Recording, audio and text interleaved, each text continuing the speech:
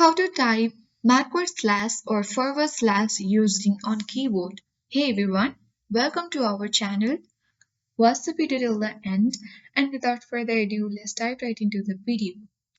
First of all, you need to go ahead and search for on-screen keyboard.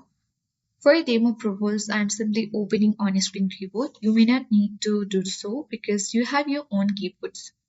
And after that, once on your keyboard, you need to simply locate the backward slash first of all, which is simply here, which is next to or beside delete option. Simply click on this backward slash key and you will successfully see that we have typed in backward slash. Likewise, do the same for forward slash as well. You need to go ahead and locate forward slash and click on it. So in this way, you can simply type in backward slash or forward slash on your keyboard. I hope this guide was helpful. If it was, then do like, share, comment, and don't forget to subscribe. Thank you for watching and see you in the next video.